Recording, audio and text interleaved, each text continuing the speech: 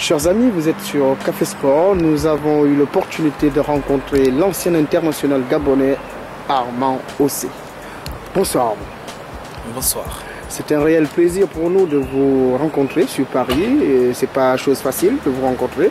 Et heureusement, nous sommes passés par les locaux de Télé Sud et voilà, on vous retrouve. Je pense que vous y êtes ici pour parler de votre carrière. Tout à fait, mais le plaisir est partagé. Hein. Oui, ancien international, Armand Ossé, est-ce que vous pouvez nous dire en quelques mots qu'est-ce que vous devenez aujourd'hui? J'ai arrêté ma carrière professionnelle il y a 2 ans et demi, on va dire 3 ans aujourd'hui. J'ai terminé au sein du Paris Football Club, où j'ai été joueur durant 5 saisons. Et donc j'ai fait aussi mes débuts en tant que dans le management un tout petit peu parce que j'étais joueur, mais je faisais un tout petit peu de management au sein du club. Donc voilà. Pendant ces 5 années, j'ai cumulé 2 fonctions, on va dire, 3 même, on va dire, où j'ai fait mes classes un tout petit peu aussi parallèlement au sport dans autre chose. Et quand j'ai décidé d'arrêter il y a 3 ans, c'est d'autres fonctions. Voilà, donc aujourd'hui, je travaille dans une structure autre que le football, du domaine bancaire et financier, où j'occupe une fonction de manager général dans la structure du grand groupe financier BPCE, Banque Populaire des Caisses d'Épargne. Voilà. Parallèlement aussi, je fais un tout petit peu de la musique, comme tout le monde le sait, et donc qui a une deuxième passion après le football. Voilà. Mais pour vous qui avez porté le maillot national, on va revenir sur votre carrière. Nous venons de vivre la CAN. Pour vous, qu'est-ce que ça vous a fait, la CAN au Gabon, votre chère nation? Vous l'avez vécu également? Ben oui, c'était magnifique. Déjà, en termes d'organisation, le Gabon a franchi un palier. Le Gabon a surpris, en fait, on va dire, en termes d'organisation, en co-organisation avec la Guinée équatoriale, c'était magnifique. Le Gabon s'est doté des infrastructures, le Gabon s'est doté des moyens humains et matériaux pour pouvoir mener à bien cette mission. Et puis après, sportivement parlant, le Gabon a fait une grande Coupe d'Afrique des Nations. Pour une première organisée, il se devait de marquer les esprits. Et je pense que c'est chose faite. Et je suis très très content en tant qu'ancien de cette équipe de voir les petits frères faire ce qu'ils ont fait. Et je pense que le Gabon avait la capacité d'aller très loin dans cette compétition. Bon, mais le parcours est très très honorable. Et on peut être fier aujourd'hui hein, de ce parcours-là. Il y a une équipe qui a été créée, il y a une équipe qui est là, il y a un potentiel qui est là. Après maintenant, le plus dur maintenant reste à venir, hein, de pérenniser ces acquis-là. Est-ce que vous pensez aujourd'hui que vous avez transmis le flambeau? Mais bien sûr, le flambeau a été transmis, hein, mais on va dire simplement que le Gabon n'a pas connu un nombre exceptionnel de professionnels qui ont évolué à un très très très gros niveau. Donc il y a eu déjà, parce que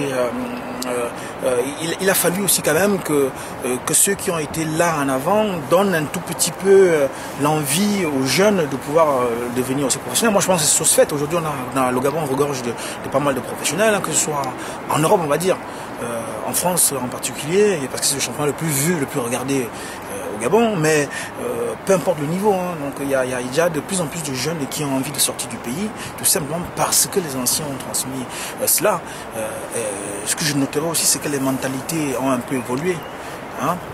Les joueurs sont un peu plus conscients, prennent un peu plus conscience de la chance, des opportunités qu'ils ont d'être professionnels.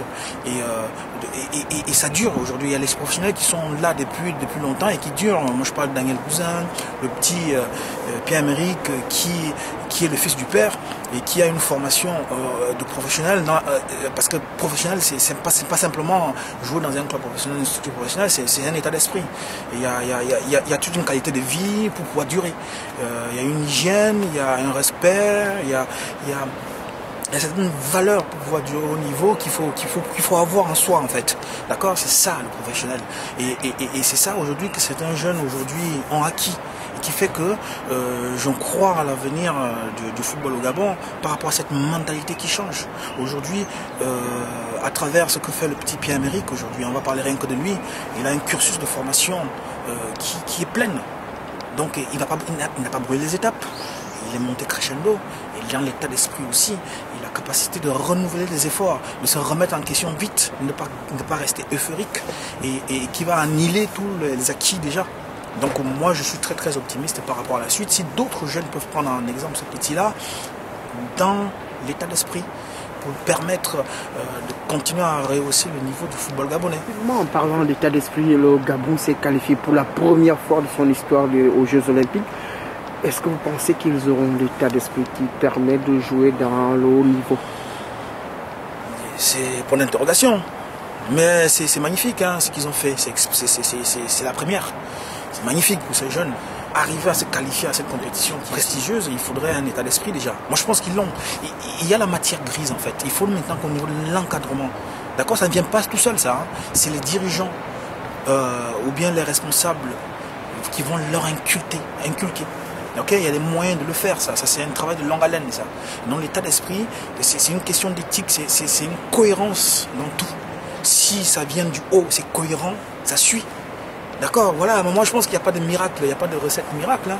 S'ils sont arrivés là, c'est qu'ils ont un état d'esprit, c'est qu'ils ont un réceptif en fait. Donc il faut continuer à bonifier, à travailler dans ce sens pour continuer à donner plus. Après maintenant, jouer la compétition en elle-même, c'est autre chose. La musique. Deuxième passion. Qu'est-ce que ça représente pour vous? Non, ouais, mais c'est une passion en fait, hein. C'est une passion. J'ai toujours eu envie de m'exprimer autrement que sur un terrain de football. Et bon, ça c'est quelque chose qui en soi, j'écoute beaucoup la musique. J'aurais tout donné au monde pour pouvoir un jour tenir le micro. Bon, aujourd'hui c'est chose faite. Hein. Et bon, je veux simplement exprimer des choses différemment. Donc voilà, j'en fais aujourd'hui. J'ai fait le titre que j'ai fait pour le Gabon, pour l'équipe nationale du Gabon, qui s'appelle Les Panthères. Voilà, c'est aussi. Il est très apprécié hein, de la jeunesse gabonaise. C'est tant mieux, c'est tant mieux. Donc le but c'est déjà faire une chanson en tant qu'ancien. J'avais aussi envie d'apporter une part de contribution en tant qu'ancien parce que j'aurais bien voulu être sur le terrain là au Gabon. Bon, j'ai pas pu. Ah ouais. Donc par ce titre, j'ai voulu garder un peu le contact avec les petits frères et leur donner un petit coup de boost, un tout petit coup de galvaniser pour qu'ils puissent faire la meilleure compétition possible. Mais bon, après, c'est clair qu'aujourd'hui, je suis en train de faire un album. Déjà, il y a pas mal de titres inédits qui ont déjà tourné. J'ai eu la chance de faire un titre avec la chanteuse talentueuse antillaise Perle Lama. Vous savez que moi je fais de la musique mais pas bling bling. Hein. Je fais un peu du rap conscient. C'est des choses qui me touchent vraiment. C'est moi en fait. J'étais très très généreux quand je joue sur le terrain. Cette générosité, on l'a ou on l'a pas. Moi je l'ai toujours, mais dans la musique je la transmets. Voilà. Et c'est des conseils aussi aux jeunes pour vous dire que quand on part de loin comme moi, on peut avancer, on peut accomplir certains rêves. Et aujourd'hui, moi j'en suis ravi, je suis très heureux parce que j'ai réalisé tous mes rêves dans la vie alors que je pars de rien en fait. Et donc aujourd'hui tout est possible. Et moi c'est ce type de message qui m'interpelle et qui me donne envie de faire la musique aussi un peu. Voilà. Donc quels sont les thèmes qu'on retrouve le plus dans vos chansons? L'espoir. L'espoir, mais oui. Tant qu'il y a de la vie, il y a de l'espoir. Ça veut dire que moi je pense que gamin. Moi je parle beaucoup de mon histoire, hein. Moi je pars de rien en fait. Hein. Moi j'ai beaucoup galéré un tout petit peu dans mon existence. Je me suis fait tout seul en fait. Hein. Donc quand on se fait tout seul et quand on a la chance aujourd'hui de pouvoir faire des choses, il faut dire que quand même qu'on était dans rien quoi, pour donner de l'espoir aux gens qui sont dans la même situation, qui peuvent vivre la même chose. Mais par contre ça ne tombe pas tout seul, ça ne tombe pas du ciel en fait. Okay, donc il faut se donner les moyens, il faut travailler dur.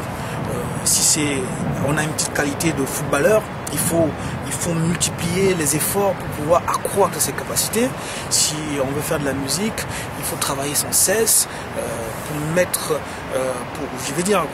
pouvoir professionnaliser ce qu'on fait et pouvoir vivre ses rêves quoi. Moi je pense que c'est un peu ça, hein. C'est de l'espoir, et tant qu'il y a la vie de l'espoir, il faut toujours persister, il faut toujours face à l'adversité persister. Il ne faut jamais baisser les bras, il faut toujours foncer.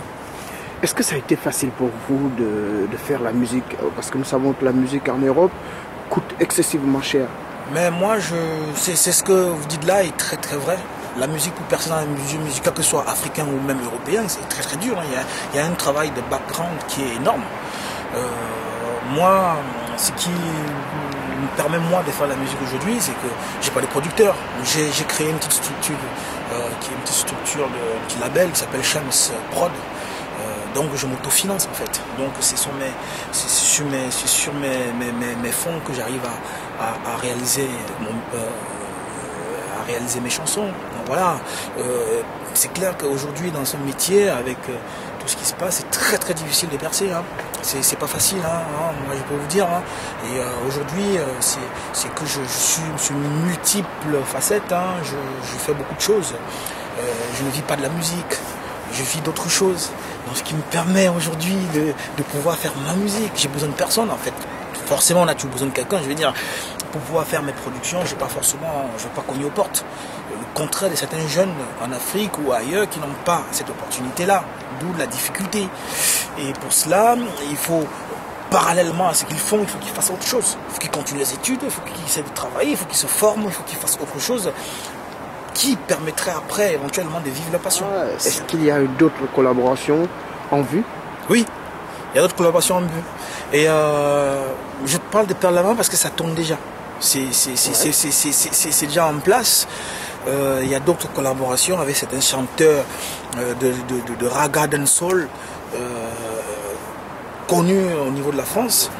Quand vous faites vos clips, parce que nous avons vu le dernier clip, il est vraiment de très bonne facture. Merci. Et vous dites vous vous autoproduisez, est-ce que vous allez à l'encontre des grands producteurs? C'est le but, hein. Moi je trouve pas. Voilà, mais je pense que quand on a été un professionnel, que ce soit dans n'importe quel milieu, moi j'ai été plusieurs années professionnel de football, on a cette âme professionnelle qui reste. Donc quand on veut faire les choses, il faut qu'elles soient abouties en fait. Sinon on ne les fait pas. Donc voilà, donc on s'entoure des personnes qui sont professionnels pour donner un travail professionnel, pour donner un travail, ce que le public attend. Mais oui, mais c'est un peu ça le truc. Hein. Donc il n'y a pas de miracle. C'est vrai que le dernier clip justement qui a tourné beaucoup sur le net là, qui concernant l'équipe nationale du Gabon, qui est pour moi un hymne qui devrait rester. Hein. Parce que le clip il est bien fait, il a été bien monté, on a pris le temps de travailler le truc. Mais il est là, quoi. Il tient la route, c'est bien, c'est une visibilité, c'est montrer un peu ce que l'artiste Shams peut faire. Et donc les produits à venir seront on va garder le même niveau d'exigence pour pouvoir offrir au public quelque chose de définitif, de haute qualité. Eh bien, nous avons été très très ravis de vous avoir sur les antennes de Café Sport. Qu'est-ce que vous pouvez dire pour les mélomanes de Café Sport et surtout pour tous vos fans qui suivent votre activité au jour au jour? Restez connectés. 2012, ça va faire mal. Il y a Shams Shams l'artiste, on va dire. Shams, c'est l'artiste. Hein. Voilà, voilà, je pense qu'en 2012, il y aura quelque chose de concret qui va être là. Les gens seront surpris un tout petit peu du contenu. De toute façon, ceux qui me connaissent depuis tout jeune et qui ont suivi mon parcours, ils vont voir que c'est la même personne qui n'a pas changé. Hein. C'est les mêmes valeurs, c'est les mêmes principes de vie, l'objectivité, de travail et de respect qui seront véhiculés dans cet album que j'invite tout le monde éventuellement à écouter. Voilà, c'est une autre facette de Shams l'artiste. Et puis voilà, donc 2012, je donnerai comme message de fin, restez connectés. Voilà. Merci, nous avons été ravis de vous avoir sur Café Sport. C'est moi.